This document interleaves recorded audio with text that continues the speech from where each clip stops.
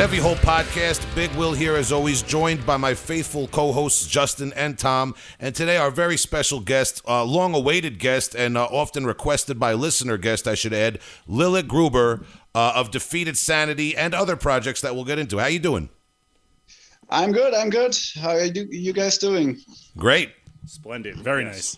Yep, glad to have you. And as we always say, to be respectful of your time, we have a lot of questions. We have some listeners who submitted questions, so we want to get right into it. And we've actually had Paulo Paguntalan, who you know from his work in Cop Premises, I think many years ago, and we'll get into that story. He's a former guest of the show, and he told his account of you and your father, rest in peace, coming to the United States. I believe it was for Defeated Sanity's first tour, where Cop Premises supported some of those shows. Do you recall that? Hell yeah. That's when he went on stage. The three of them all had Carl Sanders wigs on, and he's introducing the show with "We're Nile from Egypt." So, that is Paul. Man, we got to get Paulo back on the show. It's been long enough. We try to get Paulo on the show twice or three times a year.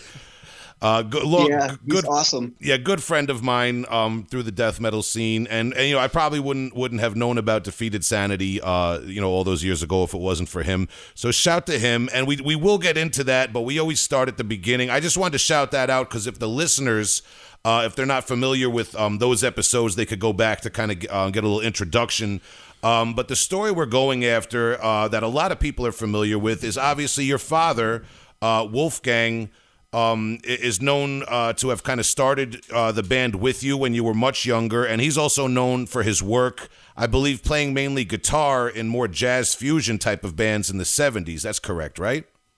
No, he's basically never been really featured as a guitarist before he started with Defeated. So he was regarded as a drummer, and okay. So the records he recorded most of them were on drums, and like I think there's this one thing, Grotesque, where he plays a few guitars, but was definitely mainly known as a drummer.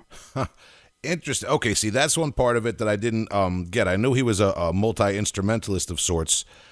Yeah, that for sure. Yeah. Yeah, and also quickly, I should shout out the Cali Death Podcast and Fountainhead TV, both of which people can look for on YouTube as research. You were recently featured on both of those in the last year or two. Yeah.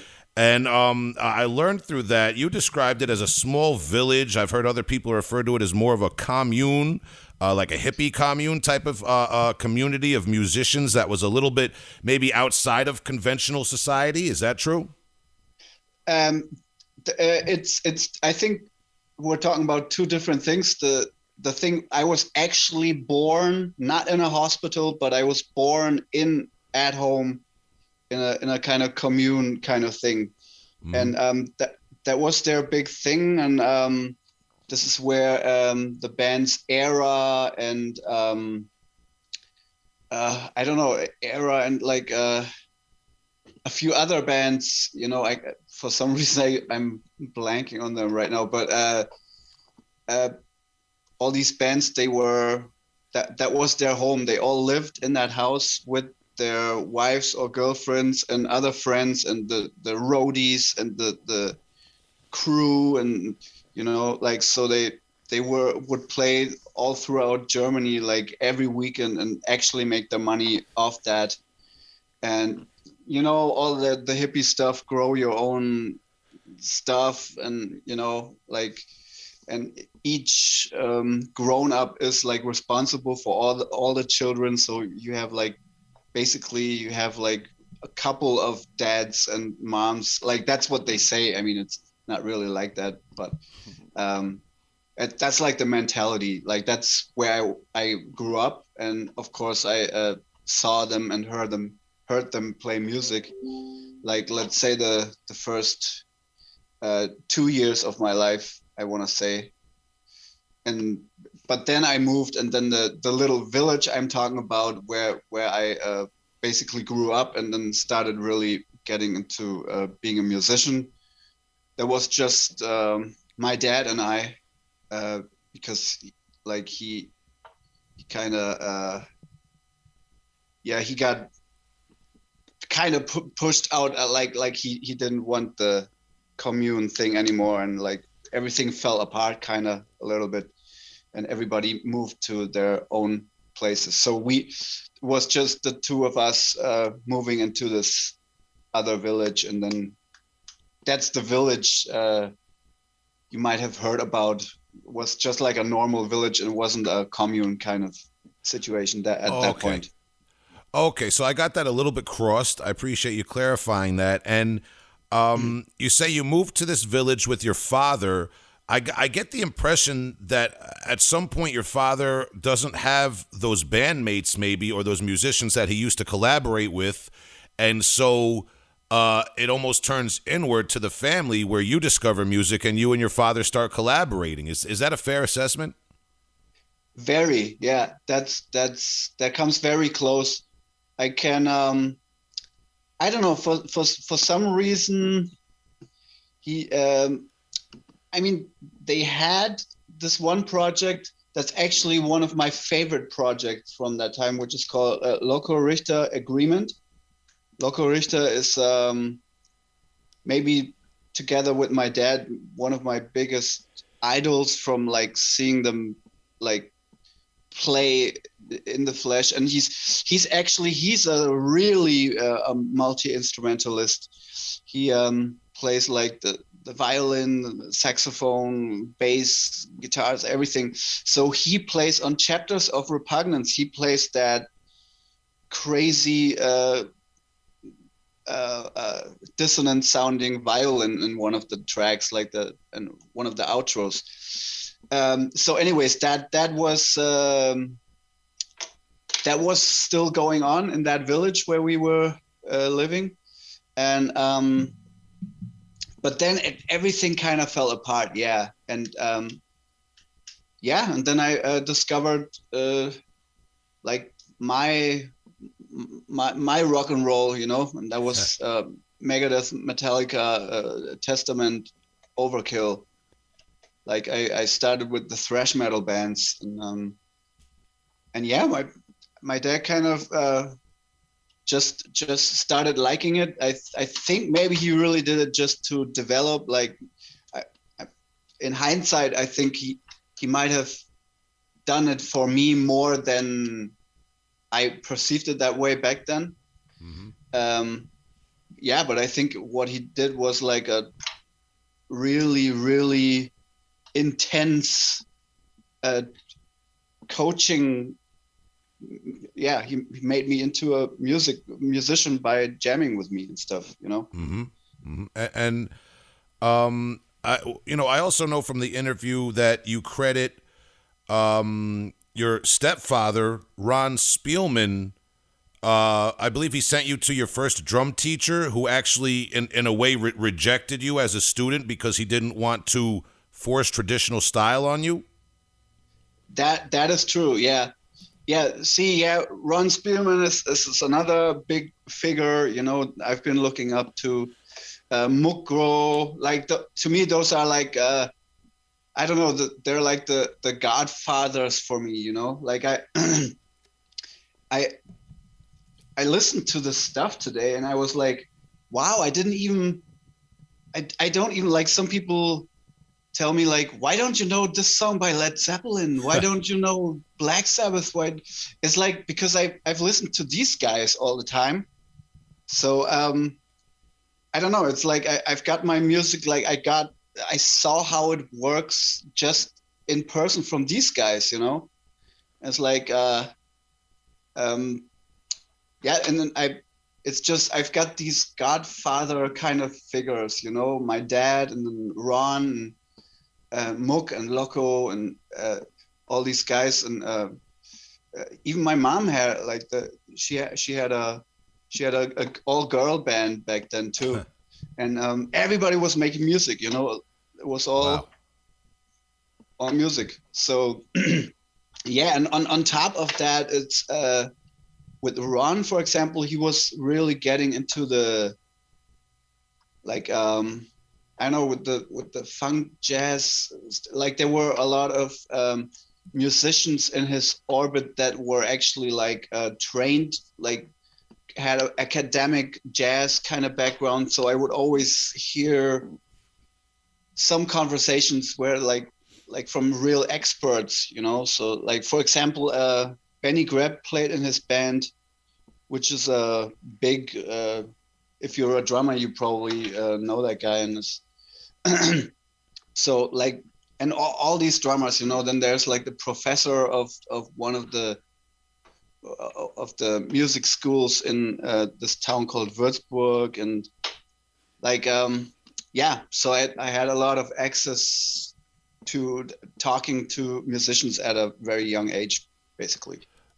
So, and this teacher that I guess Ron sent you to or recommended you to, what could you tell us a little bit? Was it like an audition or a first initial lesson where the teacher said, "No, I don't want to, break this kid's style," or like what happened with that?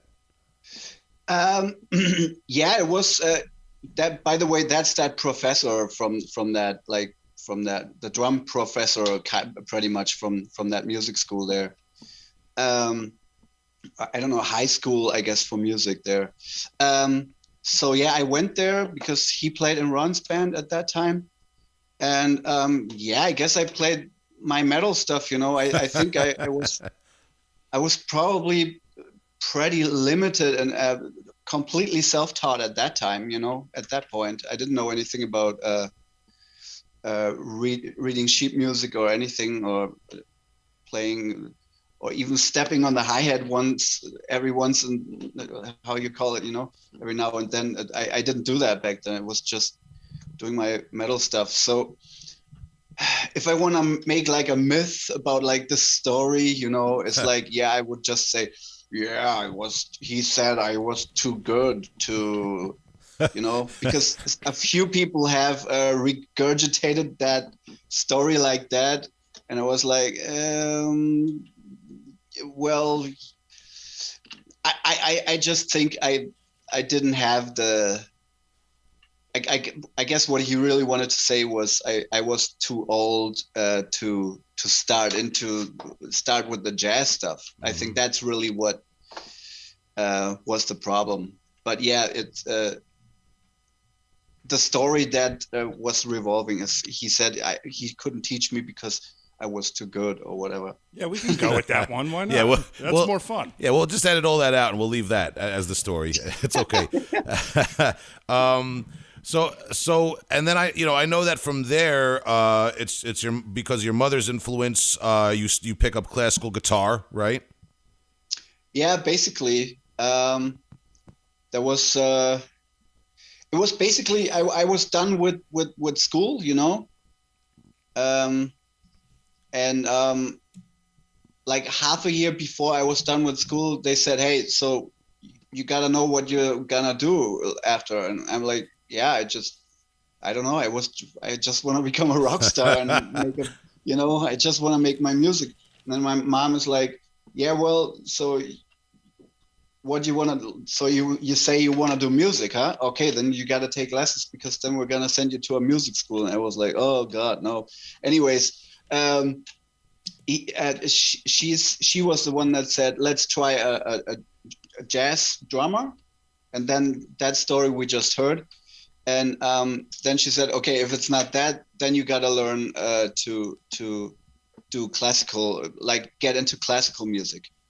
And I was all for that. And then I was a big Paco de Lucia fan.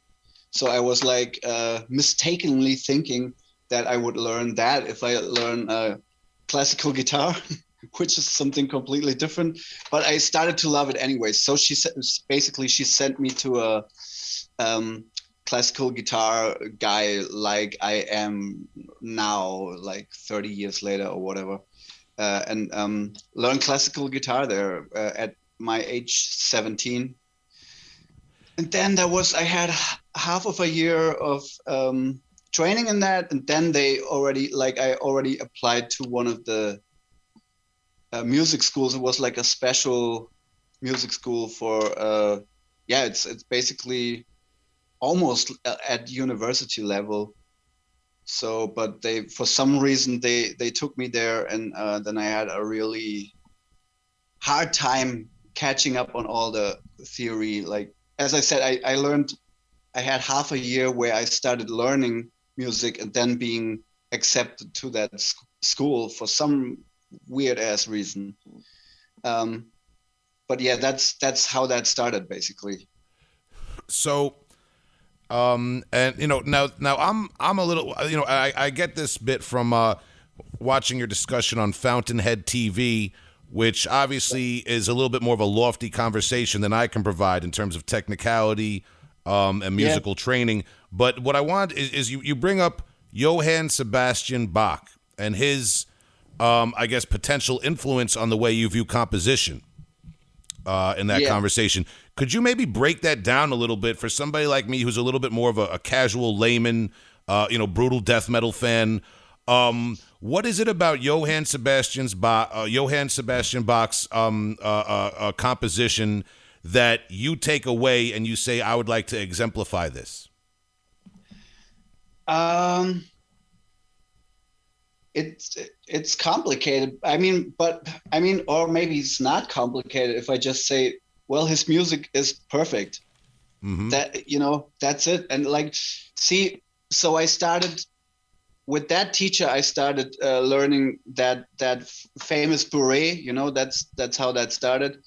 And I just, if you read sheet music, you get to see every single note that a composer picks. It's not something that you're just like, oh, that's just this kind of fret and this fret together. And no, you see really what's going on, and you have a teacher that tells you so as well.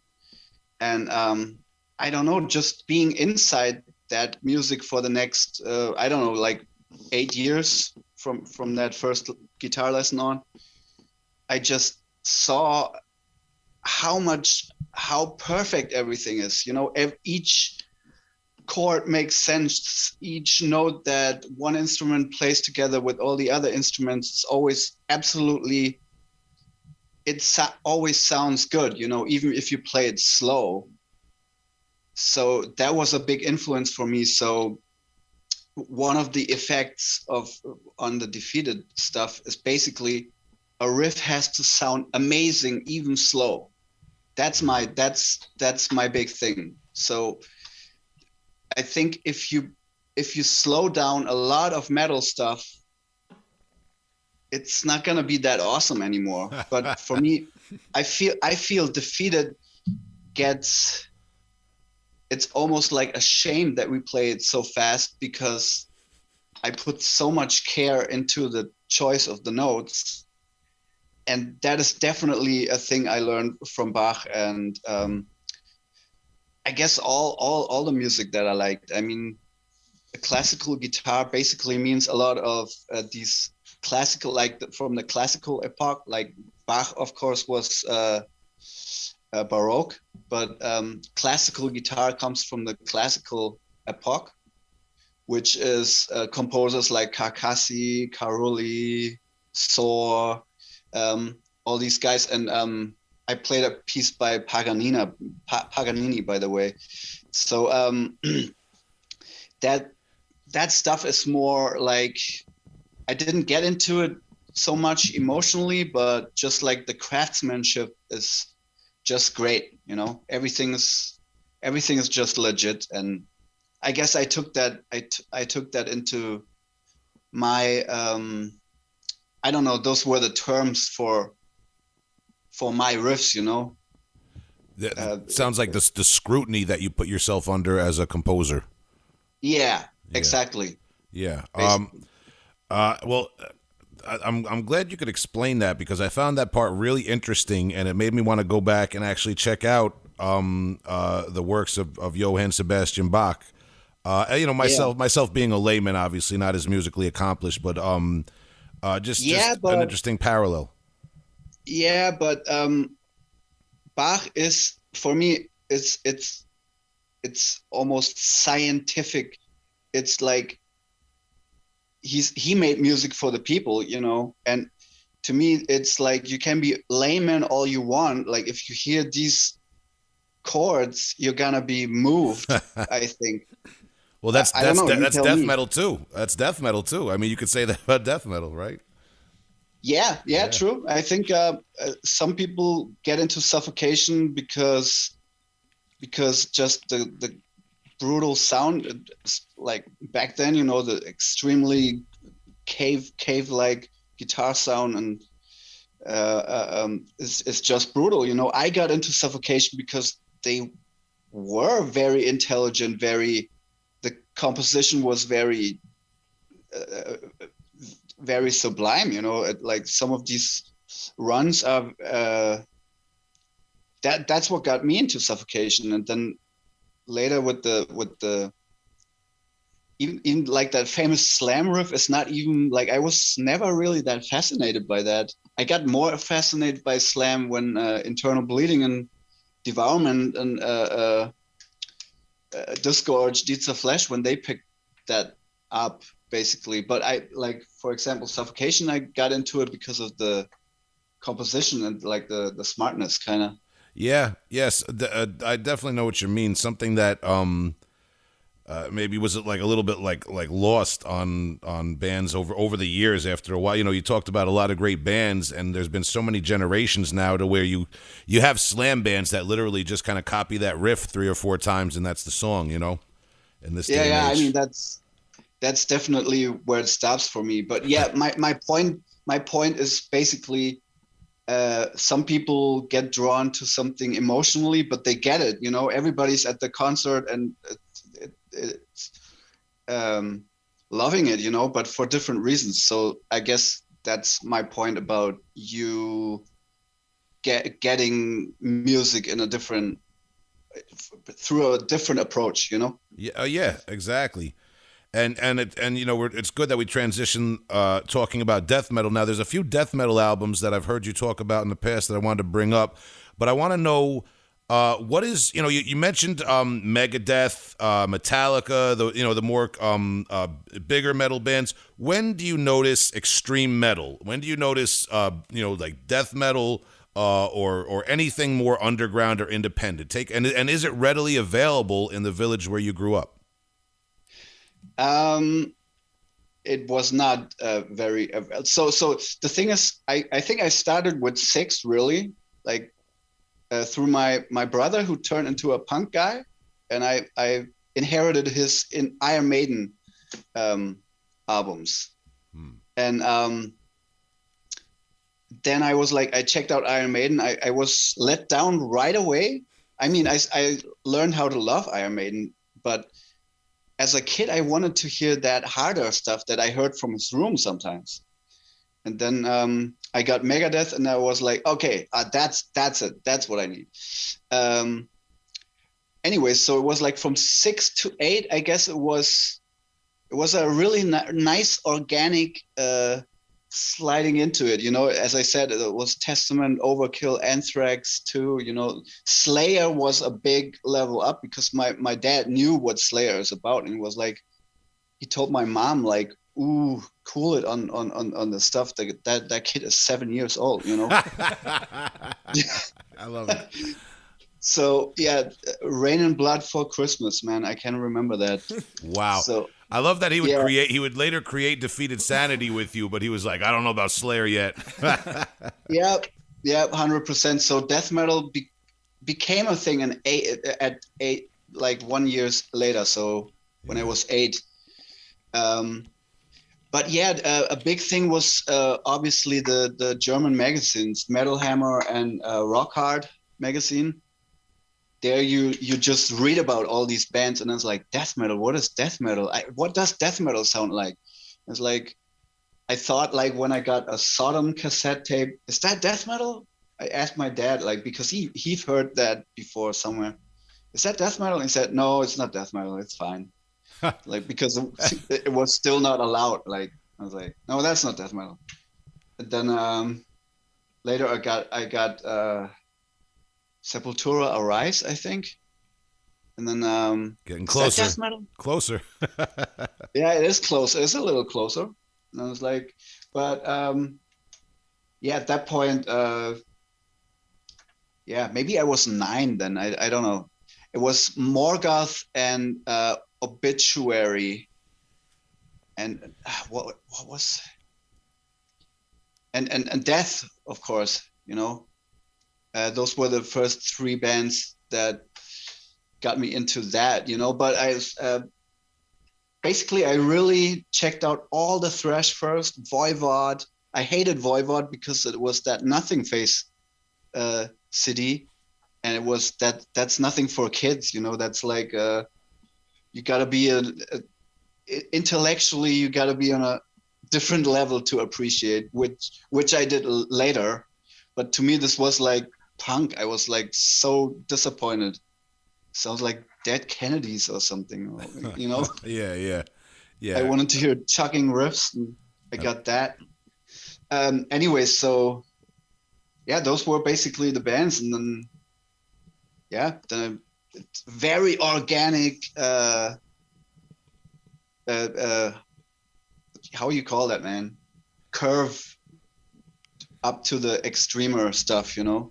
Well, something I've heard you talk about, and what caught my ear was you describe it as a very artistic album and an artful album. And maybe if I got it right, something that you and your father both connected on was Cannibal Corpse, Tomb of the Mutilated. Yeah, 100%. Well, that was still, I can remember, that was my dad stamped Cannibal Corpse still as illegal, even when I was already listening to Morgoth or Obituary or Death, you know. Was like, no. Weren't they, or is it that certain songs of theirs were literally illegal to perform in Germany, right? Did I get that right? Yeah, I guess, but I mean, many years ago, I think that was the case. Oh, it might still be, man. Yeah. No, did I see them play Hammer Smash Face? Hammer Smash Face was definitely not allowed to play live for some. I remember reading that some years ago that specifically in Germany there were a few songs. I don't know if the situation's changed or not, but yeah, but not to interrupt you. Sorry. Yeah. Where were we? At Tomb of the Mutilated? Tomb, and I'd like to know your take specifically on how that's a very artistic album. An album I do love myself, Tomb of the Mutilated, but just, to describe it in that way, I was very interested. I don't know, man. Do you see that where they posing in front of is like this weird art thing? Yeah, like, yeah. I mean, that's where it starts to me. And then I had the censored cover, which I like even better than the guy just standing in front of the coffin or whatever. I just liked everything about it. And I don't know. It's just so far away from pop conventional music, you know. For me, this is was always much closer to modern classical, basically. And it's like a lot of odd times and a lot of just really twisted thoughts, you know, a lot of dissonance, and then that insane vocal style. And it's just, to me, that's, I don't know, that definitely must be in the top 5 death metal albums. You're making me want to go back and like just listen to the album front to back with new ears now, because obviously I'm familiar with it. I've always enjoyed it, but it's almost like when you read the we our shout to our Atlas Brewworks beer sponsor, when you read the story on the back of the beer can about how it was brewed and what's in it, like now you really want to taste it. That's what you're doing for me with Tomb of the Mutilated right now. Yeah, I don't know. The thing is, if you listen to Hammer Smash Face only all the time, then I guess maybe that artistic compare, like the thing I say about that is maybe not so obvious. But for me, the album gets better and more obscure once the album progresses, you know, that like towards the end for me, there's the best songs and the best I don't know, it's just something about it is just so abstruse and grotesque, bizarre, that those are the words that I just like. That's what drew my dad in too, because he wasn't about the plastic shit, he wanted something weird, he likes the Miles Davis and, like the avant-garde kind of stuff, and free jazz and all that. So I don't know, that album kind of hit the spot for both of us. Wow. I really want to go back and listen to that because, as we always do with our interviews, I've been listening to Defeated Sanity like marathon for the last 2 or 3 days. So now I want to listen to Tomb of the Mutilated with that in mind. And another album I wanted to get your take on that came up a few times in listening to you talk in previous interviews.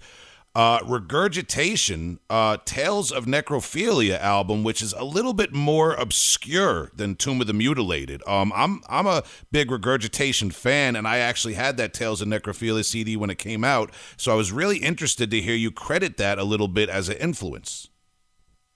Yeah, it's the thing I always say, and like Christian Kuhn and my dad and I, we would always agree this is probably the best guitar tone, maybe right after Pierced from Within or something. Wow. Or to me, that's the best guitar tone ever. And I don't know. It's like, what I love about it is it's just trashy, but it's not dumb. It's like, it's raw. It's really raw. It's raw, and it's like not edited at every centimeter or whatever, and it's, great riffs all the way through, great vocal rhythms and funny lyrics, and I don't know, but it's like if we're saying Cannibal Corpse's art is, I don't know, then that is like that's like a comic, like a really cool comic or something, I see. Yeah. It's a huge departure from their demo too when that album came out. Yeah. Oh, I didn't even check out their demo. I love the demo, but it's a lot more thrashy and kind of grounded, whereas that Tales of Necrophilia album is, it's feral, it's wild. Yeah. But yeah, well, because that was really interesting to me, because that's an album that I think has been getting it's seen a few different reissues the last few years. I know Hell's Headbangers has been pushing it and reissued it on vinyl, and I feel like that Regurgitation Tales of Necrophilia album has kind of been getting its due a little bit in the underground scene the last few years. But to know that you were on it back in the day when it first came out, checking it out, that's really interesting. Yeah, not quite. I got into I call them skater bands, which I appreciate. I'm more of that kind of guy than a leather pants guy. I don't wear leather pants either. But you know what I mean. I'm like. I get it. First, I was kind of scared off from all these like new school American bands. Because I was listening to the old stuff, Monstrosity and Morbid Angel and Incantation, Immolation, and everybody cut their hair and everything. I was like, what's going on? This must be shit. And maybe I heard the one or the other band, and I was like, okay, so that's the dumb shit, so I don't need it. And then, I don't know, it's so I was a little late on getting the good bands. I discovered Disgorge really late.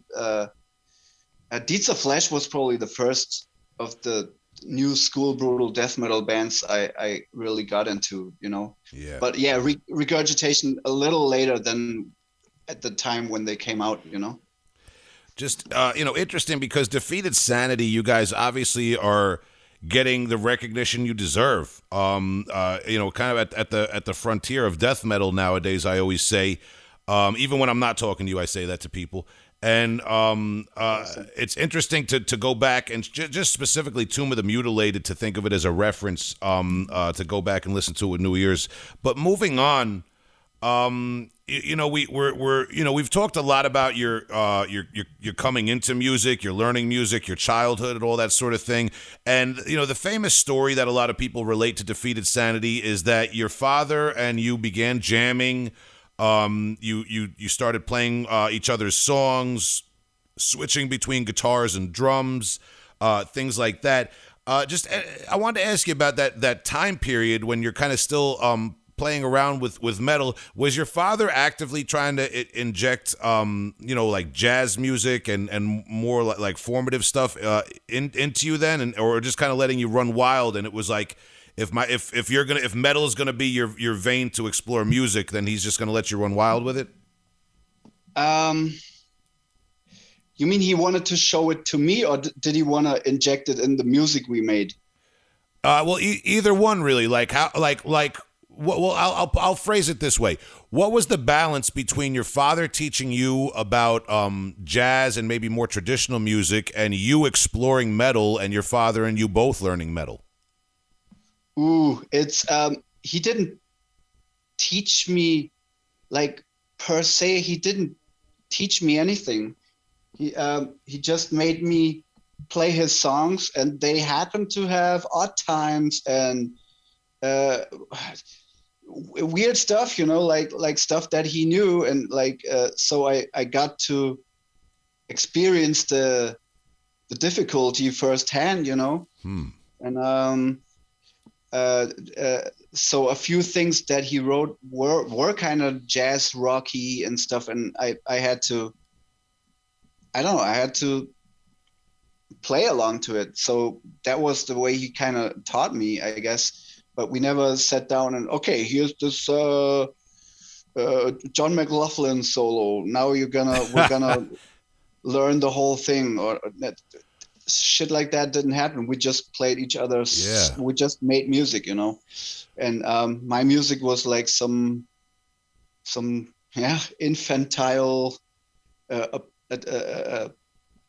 effort to try to sound like, I don't know, bolt thrower or death, or like the easy stuff that you could, like, first you start with that's the tempo that I played in the beginning, double bass and guitars, like,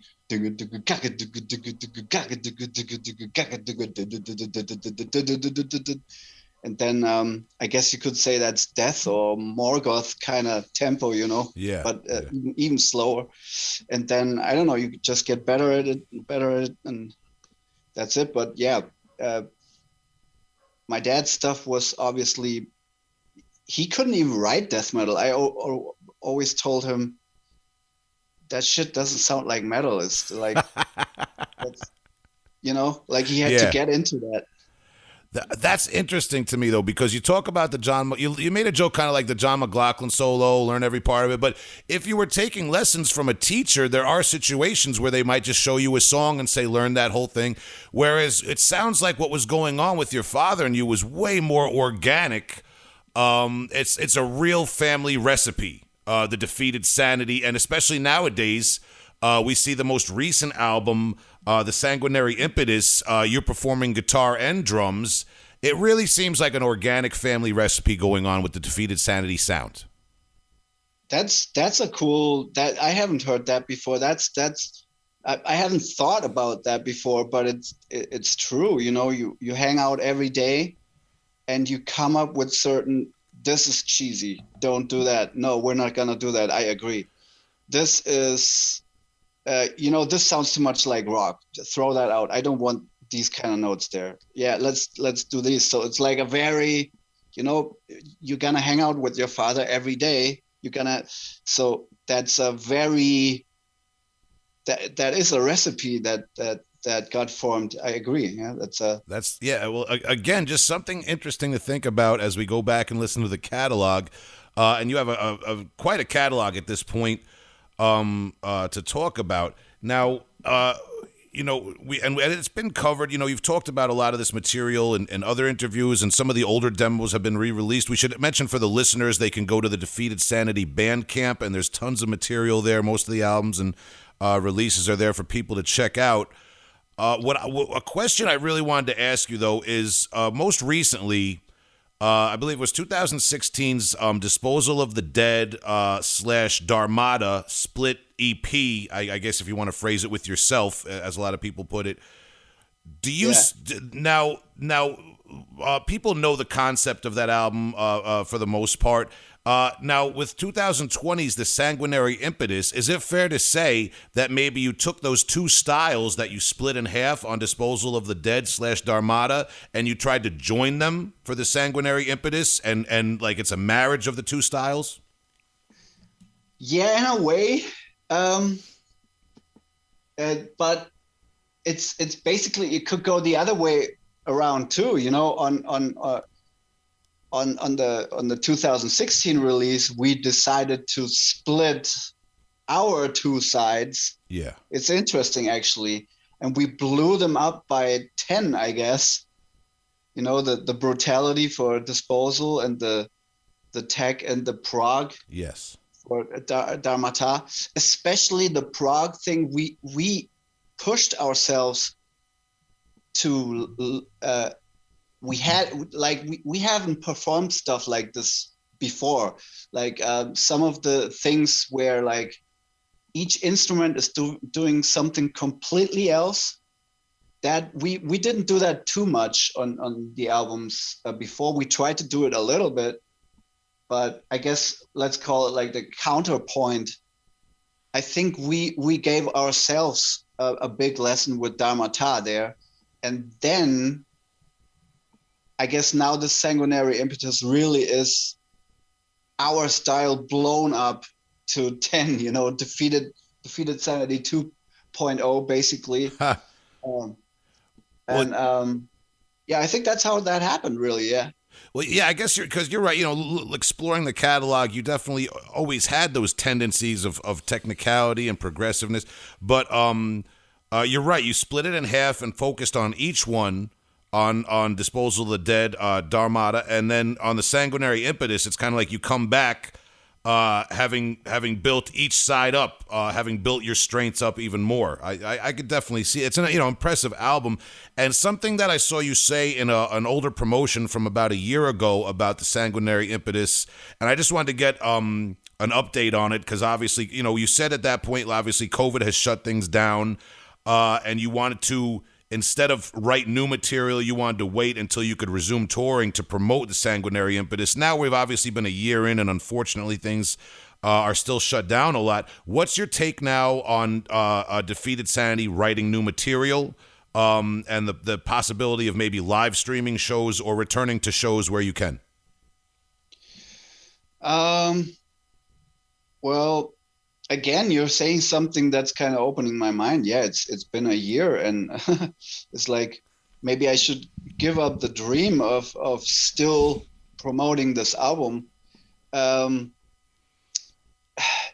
I kind of don't want to. I kind of really want to see it as Corona is like the pause, and then when it stops, we hit play, and in that time, like I'm still playing this album. Like in its entirety, almost like every day. Recently, I've been very busy with Ingurgitating Oblivion, yes, preparing their new album. But yeah, I've been like we put the set together for some shows that were planned and that got canceled, obviously. And that set, I'm like clinging to that set. I'm playing that set. Maybe 3 times a week, just like, because if it happens, then at least I will be fucking prepared, No, but yeah, writing can't be stopped with me. So I started writing 2 more Dharmata songs at this point, which will not be Defeated anymore. It will be a side project. I don't know how it will be called. Maybe it will be called Dharmata. Interesting. All right. And I'm also writing, I'm already almost through the second new Defeated song. So yeah, I just, writing is, especially when you're isolated like that, it's, you can't even stop it, you got to do something. Yeah. So it's been a rough year, and I can definitely relate to that. One of my bands that I'm in, Afterbirth, we put out an album back last March, And we're still we're still waiting for that tour to promote it. You know what I mean? Yeah. It's a lot of bands are in those positions. Yeah, you know what I mean. By the way, that album was awesome, man. I really enjoyed that. Cheers, man. I appreciate it, man. And who knows? Hopefully, we'll be able to play a show at some point again. Hell yeah, and I could try those fucking toms your drummer has. You're one of the few people that will let. Local guys don't get to do that, but you'll get to try them out, man. Definitely. Keith's legendary roto toms. Yeah, the roto toms, man. He loves those things. I love the sound of roto. I love that sound, man. That drummer, man. I've actually. When I heard the big thing back then was the Afterbirth demo, in I don't know from what year is that, 93 or something? 94 if I got it, yeah. And we were like, whoa, that's fucking early for those gurgles, and I was also thinking, damn, the drums are jazzy, and they've got flow, he's playing that slammy shit, but it's kind of similar to Mortal Decay too. Like those two guys were two guys that showed me, hey, the whole cynic influence can even be brought into the brutal death realm. So definitely tell him that, man, because I've really listened to that and really appreciated that drumming. I will, man, and we've had him on the show before. He's the type of person that he used to go to a lot of drum clinics, growing up, and he was always learning, man. He's a real Keith Harris from Afterbirth. Shout out to him and the Afterbirth guys. And not trying to shoehorn my own stuff in there, but I can definitely relate. And you brought up Ingurgitating Oblivion, which I was very glad you did. That's something I did not want to leave out of this interview because I'm a big fan. Their 2014 album, Continuum of Absence, you contributed a guest guitar solo.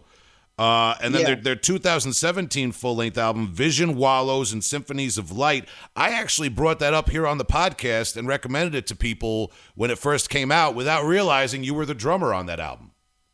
Killer. Yeah, well, not for me. It made me look stupid now, but regardless, great album. Could you tell us a little bit? I know it's a project that's had a lot of people in and out of it. I think now the bass player from Bedsore is involved, but a lot of different people in and out of it. Could you tell us just a little bit about those guys, how you know them, and how you came to be involved?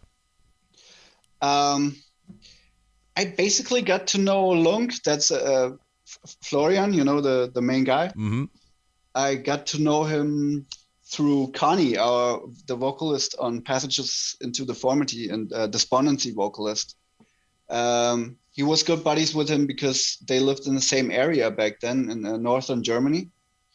And they even played in a few bands together or projects, or, they were buddies. And yeah, he introduced me basically. And then we found out that we are fucking neighbors. Like basically I lived in the 21, he lives in the 23. It's pretty insane. So wait, in the same building? Yeah. No, not the same building, but the same block. Oh, okay. That would be funny. Yeah, if you live in the same apartment building, that would be. Well, either way, what a coincidence. Yeah. So then we started meeting, and I think that's where the guitar solo idea came about first. It was like, wow, I'm gonna be on an album as a guitarist, crazy, and then they got problems with the drummer that was gonna do Visions, and he asked me, hey, can you do the jazzy parts of that album so we can have two drummers? And then in the end, none of it worked out with the other drummer, so I had to play the whole album. Might as well do the brutal parts while you're there too, right? Yep. Well, that's it. Just, for the listeners, if people have not heard that Ingurgitating Oblivion, Vision Wallows and Symphonies of Light, that's a really interesting album to check out. And especially fans of Defeated Sanity, I'm sure, can appreciate what's going on there too. I also quickly wanted to bring up, you played, if I got it right, you were on the Turkish Cenotaph's Putrescent Infectious Rabidity full length, right? Yep. Yeah, we had Batu Chaitin on the show not too long ago, a few months back, and we talked to him for a while. Just had any memories of being involved in that project? Yeah, I don't know. At some point, Batu started contacting me, and he even sent me a few vocal demos for Defeated when we was looking for vocalist, but we had already. I don't know how that was. I think we decided to go with AJ. I don't know when, but anyways, we got into contact, and then he at some point just asked me, "Hey, I'm looking for a drummer, and I love what you did on the first two Defeated albums, I guess." And yeah, that's when he just his guitarist Chihan, he sent me all the guitar tracks with a click, and I totally freely wrote my drum parts about it here in Berlin, and listened to it the whole way to work and the whole way back, like, which is always an hour of commute. Yeah. So every day listening to that stuff, and then I recorded it, and yeah, that's basically how that went. And then we played one show together at Mountains of Death, where Chihan and I were rehearsing for a week. He was staying at my place, and then yeah, we were ready to go. The other guys just dropped in. It was perfect. It was awesome. Awesome. Yeah, I just wanted to bring that up because just for Defeated Sanity fans who might want to hear your work in a different context, there's always that Cenotaph album, Putrescent Infectious Rabidity, and Ingurgitating Oblivion. So I guess are you going to be performing drums on the new Ingurgitating Oblivion album when it comes out? Yeah, that's what I'm very busy with right now. Like I'm always like, I just told you, like, I'm playing all the Defeated stuff all the time, but now it's like 3 songs that I'm playing all the way through from Ingurgitating. Okay. So I don't have time to practice anything else at the moment because they're like 14 minutes long and shit. And wow, all that stuff. So I don't know, right? At this moment, you could just call me the Ingurgitating Oblivion drummer, I guess. Yeah. So when you say 3 songs, you're like doing a whole, like almost the album's worth of material. There's one more coming, and then we're gonna definitely be in. I think we're already in full length territory, but Yeah. with the 4th song, it's gonna be another full length. It's coming. It's not like 3 Hatebreed songs, you know. No. All right. Well, with that in mind, man, there's so much we could ask you about your career and all this sort of thing, man. But we do want to be respectful of your time, and we have some questions from fans of yours that are supporters of our Patreon that I wanted to get to before we let you off the hook here.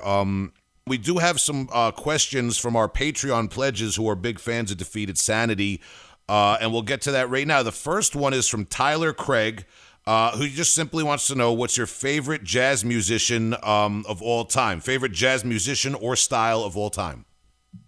Ooh, that's kind of hard, man. He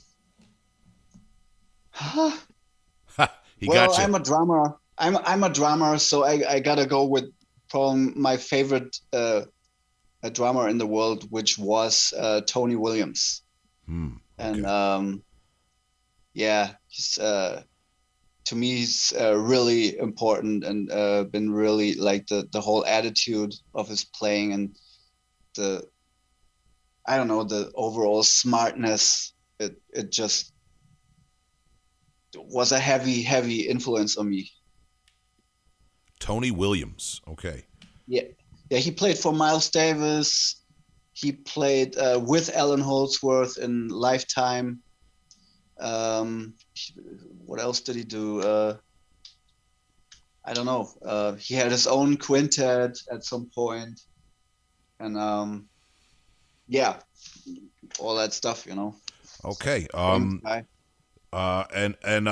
Moving along, next question is from Adam Moore. He says, Defeated Sanity has always seemed like a highly collaborative project with numerous past members and live musicians, and a discography that has been produced at multiple studios with a variety of different professionals involved, many of whom have received songwriting credits. With this in mind, have you ever considered writing or recording a solo project, perhaps something completely outside of the metal genre? Yeah, I'm always toying with these ideas. Right now, I wrote a kind of fusion-esque song, really like heavy kind of fusion, like with, I guess, with the death metal influence in it, right? And there's a Miles Davis rendition kind of planned, like a kind of almost like a death metal infused cover version or something. I don't know how you would call it. Like, it's not really a cover version, but so that's two ideas that I'm thinking, and I'm thinking about doing some kind of a album like that. Maybe throw in a few old songs from Wolfgang when he was writing this fusion-esque kind of stuff, and just like an honor to him too, you know. Wow. So I don't know. I'm thinking about an album like that, but it's just so hard to keep it all together, and I still haven't found musicians that I can actually jam with, because that shit, you want to jam that, you don't. What you're saying, Adam, is very true. It's like there's not enough jamming going on. It's more like people are in different parts of the world and then recording an album. With this jam band kind of stuff, I want to actually do that. You know, I want to have guys with who I can jam. So that's one thing. And then there's another thing that I did in 2010, where I had the idea to have an album that's kind of like I was looking for like a female vocalist and do this. I have written 5 songs, and it's like somehow like maybe like Alas and Agora a little bit. Huh. Like I recorded something like that. You know, Alas is Eric Rutan's project like that. He had like a female vocal project at one point, which I thought was awesome. I've never heard of that one. I got to look. Yeah, you kind of caught us off guard here. We got to look that up. Yeah, that's I bought that CD. You know, the first thing I heard from Hate Eternal was in 1998, I think, when I bought that off Steve Tucker at the merch stand when they played with Morbid Angel. Yeah. And it was this new band, fucking Eric Rutan and Alex Webster, and they had the split demo, Hate Eternal and Alas. And Alas is like, it's Eric's kind of, I don't want to say goth, because the riffs are amazing, traditional kind of metal riffs, and then there's melodic opera kind of vocals on top. And I don't know, I was a big fan right away. I was a bigger fan of Alas than I was Hate Eternal. And I don't know, yeah, then it was 2010. I recorded all the songs already, but I couldn't find a vocalist. So to all those girls out there, if you want to, yeah, ladies, if you got chops and you want to chop it up, you know, holler at Lily. Yeah. So that being said, moving along, Taylor Schrank wants to know, who is your favorite up and coming young death metal drummer, and why is it Brennan Shackelford? Well, Brennan is fucking amazing, of course. He's doing that thing that I'm doing with the fast blasting, like the push pull. Mm-hmm. And it's like, it feels like he does it like almost better than I do it or something. And, yeah, I mean, he's doing Brodekin now, so I'm hoping it will be great. You know, Yeah, Brandon is definitely brutal. I saw Reviled one time, and they really tore it up at Las Vegas Death Fest. Oh yeah, reviled. Yep. Who else could I be? Damn, there's always so many, you know. Oh, it's. I mean, Matt Kilner is not even that new. I guess everybody knows Matt Kilner, you know. Like if you've seen Gorgasm recently with him, you know what's up, you know. Yeah, yeah, yeah. And then Iniquitous Deeds too. That's coming, and fuck, I'm probably. I always thought Mike Caputo is fucking amazing, you know. Even I even liked Rings of Saturn live with him, you know. Yeah, And, I wasn't able to see. I haven't seen that. yeah, it's not everybody's business, but I thought like when I saw them, that was really brutal. So those three guys definitely, but I'm like there's so many death metal drummers, you know. And I gotta say though that the main forte right now is always speed, you know. Everybody is always just about speed. And Yeah, I'm like, yeah. I'm trying to tell my students, get into the real drumming right now, so you know, because I got into all the rudiments and all that shit like way too late, and I was just going da, da, da, da, da, da, da, da. And you know, and I mean, it builds up something, like it builds the death metal chops, but it also kind of destroys, it stiffens you up for everything else, kind of. And so yeah, but so a lot of the newer drummers, while they impress me a lot, they don't give me a lot like Tony Williams would, you know, or even Alex Marquez would, when like on albums like Malevolent Creation or Solstice, you know. Yeah. Or Sean Reiner, you know. Like I'm more into these kind of drummers than guys that are only about the speed, you know. Yeah, I actually quickly I heard you bring up Monstrosity a lot in other interviews, and we recently had Lee Harrison on the show, and he's another drummer who also plays guitar and writes a lot of his band's material. Yeah, big fucking influence on me, that guy. Yeah. The drumming's just so smart. Like everybody back then was all about Pete Sandoval. I mean, I loved Morbid Angel. Each thing was fucking amazing. But to me, what for most people was Pete Sandoval, for me, it was Lee Harrison, really. Yeah. Absolutely fantastic drummer, and obviously band leader with like just what Monstrosity put out, you know. Yeah, talking to him and reviewing the Monstrosity discography a few weeks ago when we had him on the show, I really appreciated his approach to drumming and how it was a little bit different than what death metal drummers were doing at the time when that came out. Yeah. Well, okay, moving along, we got Roman Cheech wants to know, rarely do we see father and son write and perform in metal acts.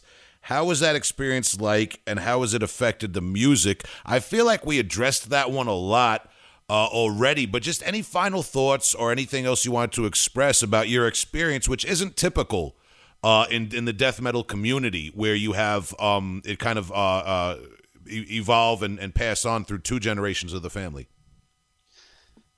I think what's pretty interesting is that Defeated Sanity was never really about being badass. It wasn't about drugs. It wasn't about hoes or whatever, you know. Yeah. It was really musical. It was really artistic, and you could see that a dad and a son played together. You know, I don't know. It's not very cool. You know, it was never about being cool. You know. Well, I think that's what made it kind of different, and we were just very focused and very serious about the music. Yeah. That's an interesting point you bring up, because that's something that came to my mind, was that with your father being in the band for especially for those formative years when you were younger.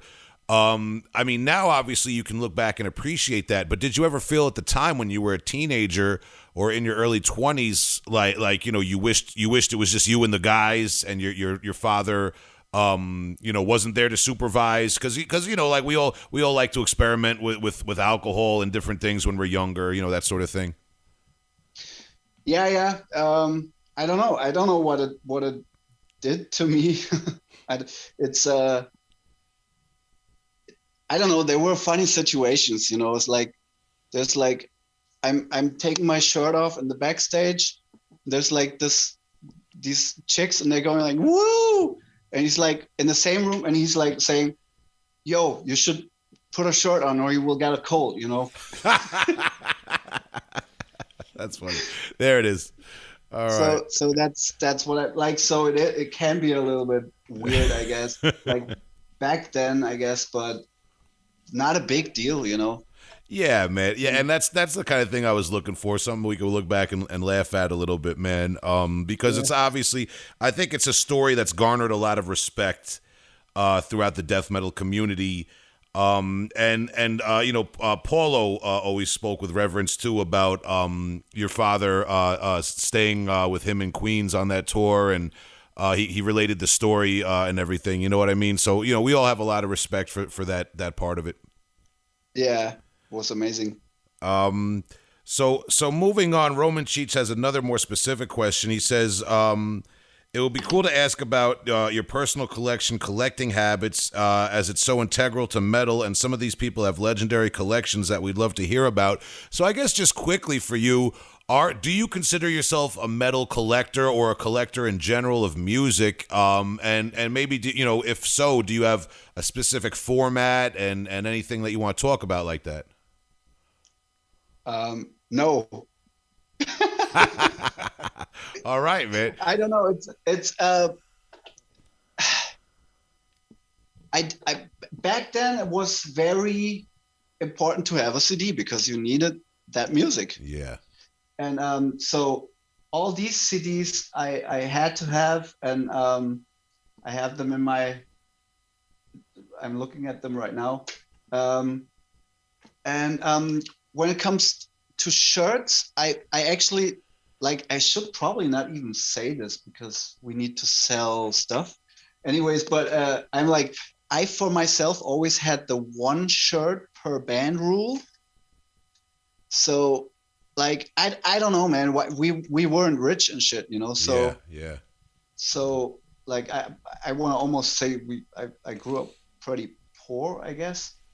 And so yeah, I would always have the same shirt on, like the same fucking Cannibal Corpse all over, these ugly fucking things. Yeah, the all over print shirts.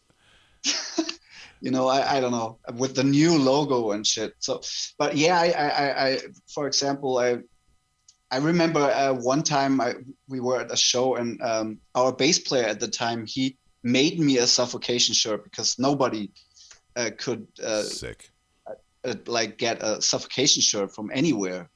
So like, I had this made Suffocation shirt, and then someone at the show was like, "Hey, you made that yourself, didn't you?" And I'm like, fuck off. So the art of homemade. I'm not a collector, I guess. The art of homemade merch, I think, is becoming lost a little bit in this day of like merch being a huge deal for bands. Rightfully so. Everyone has merch and that sort of thing. But yeah, I remember back in the day, the homemade patches with Sharpie markers and stuff like that. You don't see that as much. Yeah, well, but in general, merch is awesome, and yes, here and there, I love to buy something, and CDs. Just it got more rare, I gotta say.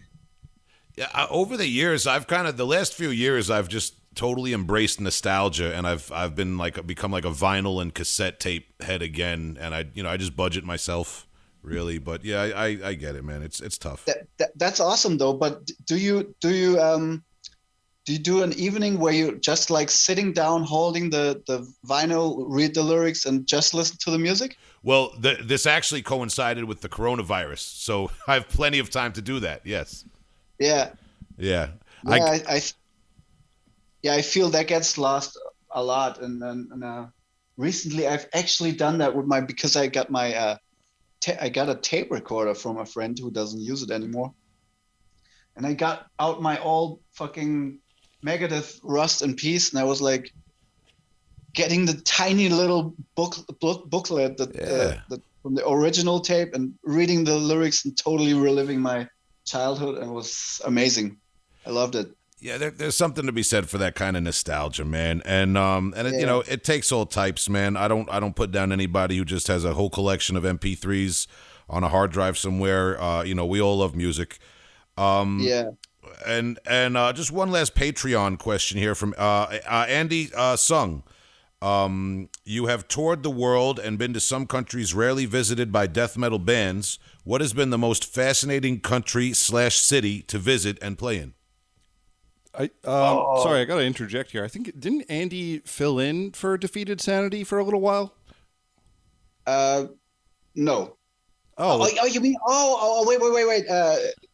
Andy Tiang. yes. Yeah, Andy, I'm glad that you finally corrected us because the guy's been supporting us forever, and I've been mispronouncing his name that long. So Andy Tiang, it's pronounced.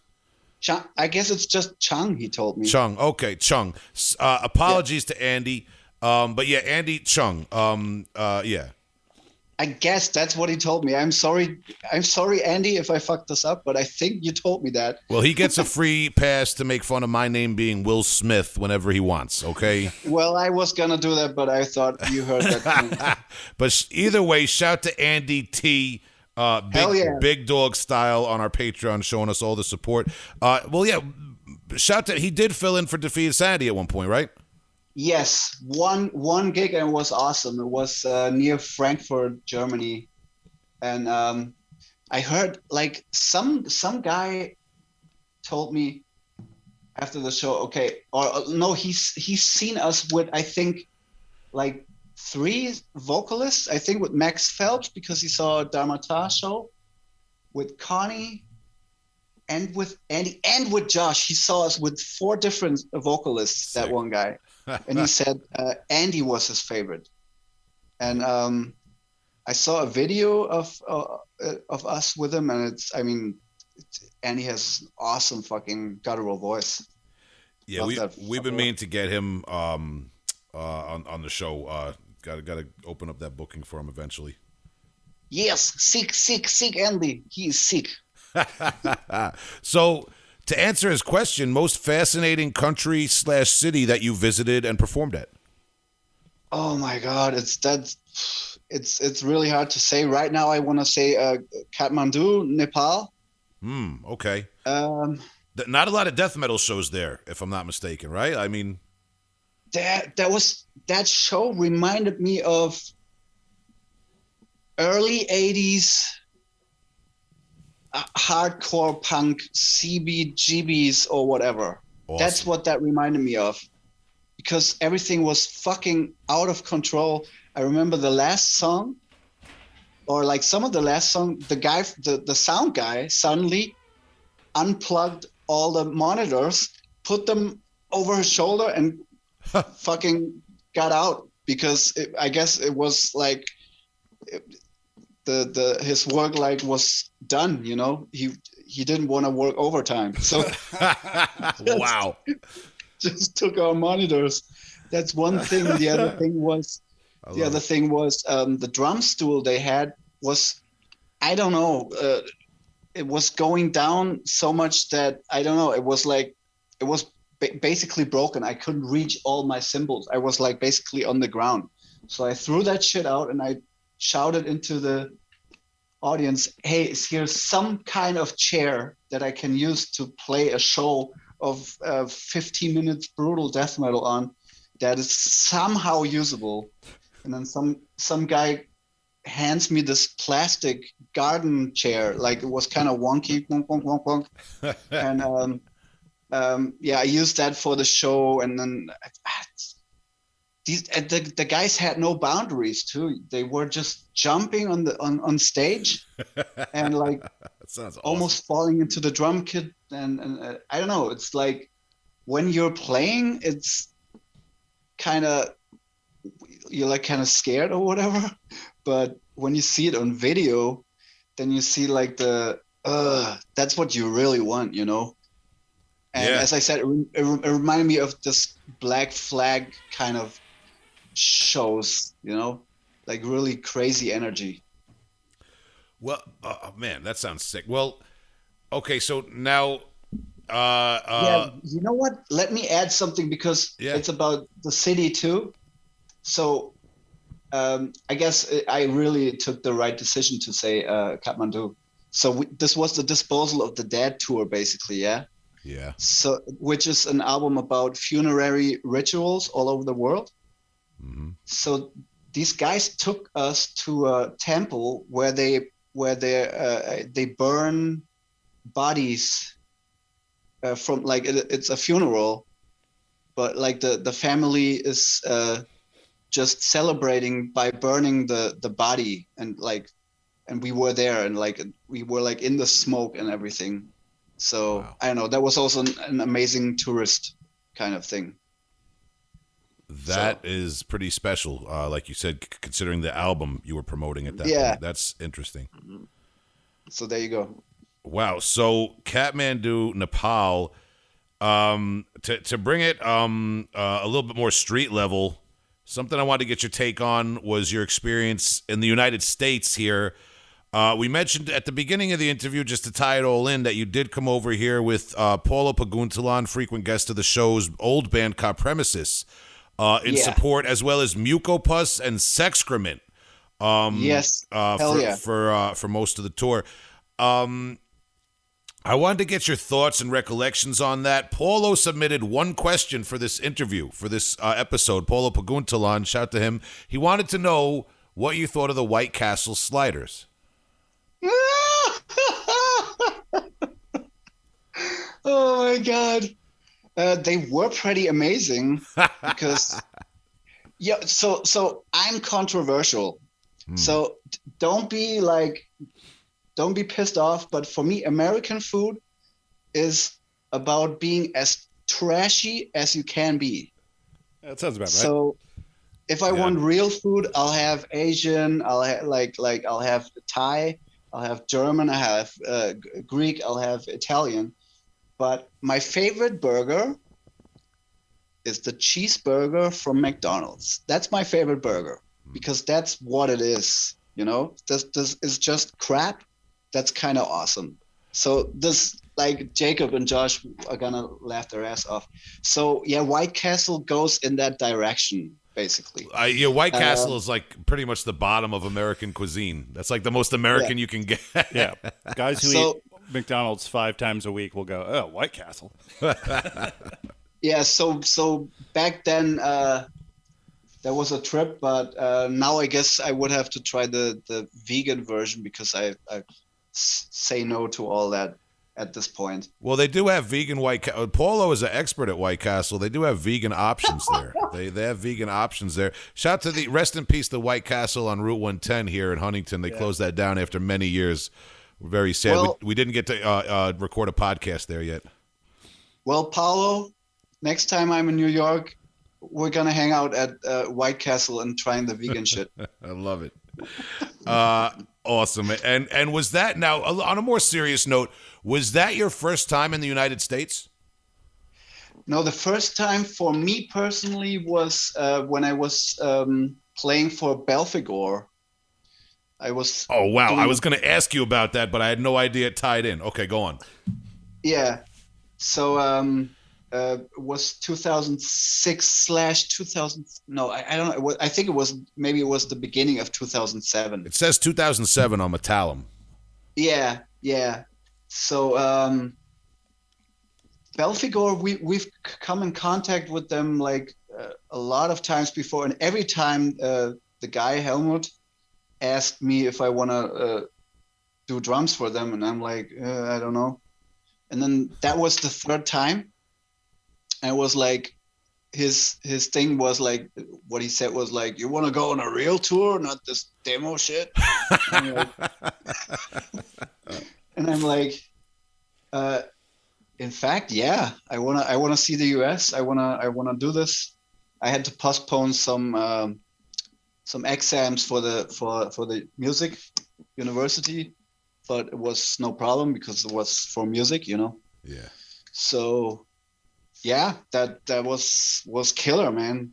Obviously, some of the biggest shows I've played. I've like, I don't know, we played the Key Club in Los Angeles and stuff, and that was pretty awesome. Like, I don't know, it was definitely, that was the only time I had that kind of level of rock star kind of touring, you know. Well, so if that was your first experience touring in the United States, it must have been a little bit humbling to come back and play a more underground, brutal death metal tour, right? Yeah, but it's with your buddies, you know, and you meet like the people you really kind of want to meet. You don't want to meet all these mainstream kind of, I don't know, metal people. You want to meet like the underground, you know. Good point. And that's what happened when we went with Defeated, you know. Good point. I mean, because yeah. no, I'm sorry to cut you. I was just looking at the lineup. You played shows with Dysentery, Malignancy, Mortal Decay, Guttural Secrete. That was a pretty solid tour. Exactly. That's what I'm saying. That's what I want out of, you know, like those are the bands that you would like travel to see throughout Germany if they ever came, you know, and then we got to see them there. It was pretty amazing and get to know all of them and hang out, you know. True that, yeah. All right, and one more question. Terrell Granum of the he's in a few projects with myself, but also Thetis, Maggot Stomp Records band. He wanted to know if you remember performing at the Silent Barn here in New York with Andromorphous Rexalia and Dysrhythmia. May will make 10 years since that show. He says it's one of the best shows he was ever attending. You know what? I think me too, because again, that to me was hardcore. That it had that fucking energy. The Silent Barn is a great venue. That was cool. Oh man, it was just intense, you know. And like you Americans, you always know how to make someone feel welcome, you know. Like playing for American crowds is great, especially in New York, and you know, Los Angeles is also a little bit like that. And it's just, that show was definitely one of the most legendary shows, I guess. Like energy wise, was just insane. And I felt like every time we played New York after that, we had to live up to that show. And it never felt quite there yet. Like the last one was really good. Yeah. With Behold the Octopus. That was a great show. Yeah, that was at St. Vitus. Yeah, I remember that one. Yeah, hell yeah. That was awesome. Yeah, great show. But Silent Barn, AJ was fucking nuts. I don't know. He was lifting up a stone and threatening people in the first row. Just like for fun. Like he's like, I don't know, like there was this block, I don't know, not cinder, I don't know, like some concrete block or whatever that was holding the monitors in place or whatever, and he lifted it and was like, and I could see like the crowd was moving back. Caveman style. Yes, love it. Amazing. Wow, I'm glad we asked that question. Shout out to Terrell, man. Yeah, awesome, man. All right, so like I said, we always want to be respectful of your time. We've gotten through all the listener and supporter questions. Shout out to all those people for contributing. We appreciate them. And I wanted to give you, you talked a little bit about maybe the future of Defeated Sanity and the material you're writing that is similar to Dharmata. Also maybe future work from Ingurgitating Oblivion. I wanted to give you an opportunity right now to plug Lille Gruber's Calculated Barbarity. And just tell everybody what that is and how they can check it out. Yeah. So I am a teacher for music, I'm doing classical guitar, normal guitar, and drums. So I give that mostly to kids, and it's like, because that's like the regular, they come every week, they're in the school and then they go to the teacher, so that's my regular job basically. But I felt like it would be a cool idea to not talk about classical music or Holy Night or I don't know, Billie Eilish. That's my job, that's my work, with the kids and stuff.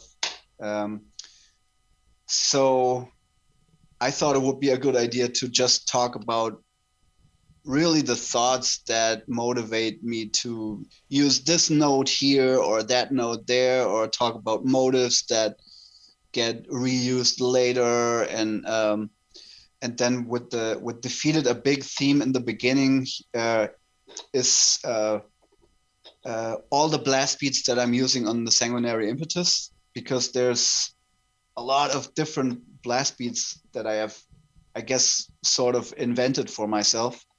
And I'm talking about that stuff. And it's basically what the name says, calculated barbarity. It's just like how we construct this music. And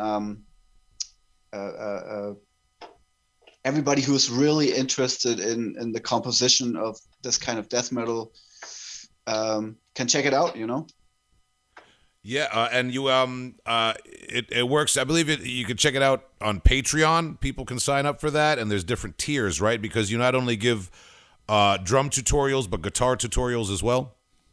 Yeah, it has. You can do guitar and drums. Then you can do just guitars, and you can just do drums. And then there's a thing that's just called Sick Support, which is another stupid joke, because we always say seek support.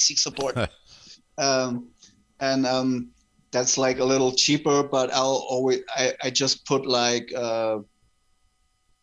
stuff from tour, or like shenanigans, or but also playthroughs from the studio and stuff. But that's more like, it's not the lessons themselves, but they're like just like some videos from what I said, just playthroughs, drum cams, and all that stuff. Yeah, extras. All right, yeah. So, and that being said, we always conclude by asking our guests to recommend one newer album and one older album by any artists that you like. It doesn't have to be metal, just something older and something newer that us and the listeners can check out that you recommend. Wow. Okay. Gotcha. What do I recommend? Okay, cool. That's cool. I've just listened to this awesome old. Of course, the older stuff is easier. So I've been listening to this band Unholy from Finland, and they have this album From the Shadows. And that's like, I'm not a big Doom fan at all, but there's these few releases that are really cool. And this one I didn't know yet. And I found that on YouTube at some point.